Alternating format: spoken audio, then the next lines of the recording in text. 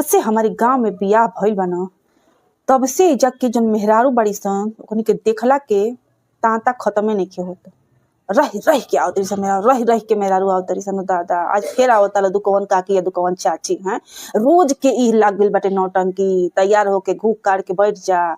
आ मार मेहरारू पर मेहरारू आवतरी सन गाँव के। हाय हाउ फुआ ना रहली है, तू कहवा गई रहली, नैहर गई रहली है तो वो अब अइली है तो अब तारा के देखे आवतरी, तू केकर काकी देखे आवतरी, तू केकर फुआ देखे आवतरी। अरे बाप हो बाप, हमार रिश्तेदार का कौम बाटे कि पूरा गाँव भर के रिश्तेदार एइजा आवता देखे खातिर हमरा के। अरे दादा एगो तो आवता लोग तले घरवा के लोग कहता का अखिया अखिया मुद ल अखिया हेंगा से बंद कइले रह, हेंगा से इता मुंह बंद कइले रहिया। अहे पहले घूक काट लिया त मुंह लौके के ना चाहिए, बस तनी मन हेतरी से लौके के चाहिए पठवा अठवा। अरे दादा त का देखे आवत लोग हां। आ हमरे मुंह में त खाली हमारे को अखिए को निक बटले बा, आ वो हम मुद लेम त का देखी लो। आ ओकरी बाद से एक दो साल बाद अगर उ काकी या चाची भेटाइयो गइलो हमरा से, तब कही लोग का घर के लोग तू चिन्हत नहीं को तारा के देखे आई रहली हौ चाची गौवा में के, हौ काकी गौवा में के। और तो जब वो बेरा हम अखिया मुदवा देले रहल लोग तो कहाँ से चिन्हम कि कौन काकी या कौन चाची हैं। आज फेर आवता लोग तो केकर रिश्तेदार आइल बा लोग गाँव में के, ऊ लोग हमरा के देखे आवता लोग। आ जे भी आवता हमरा के देखे 50 रुपया 100 रुपया हेंगा हाथे पर ध के आ चल जाता लोग।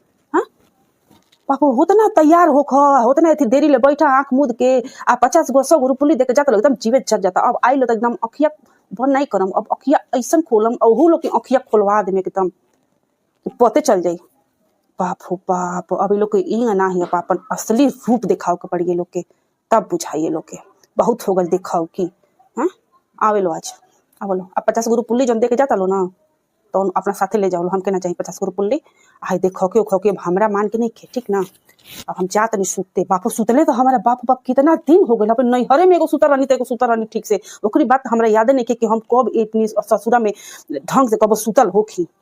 अरे दादा अरे बाप रे बड़ी बवाल बा गाँव में, जनती के गाँव में इतना बवाल बा तो हम बियाह ना करती। ऐसे हमारे घर वाले लोग विदाई के समय गाना गावे कि बाबुल की दुआएं लेती जा जा तुझको सुखी संसार मिले, कौनो सुखी संसार नहीं खे।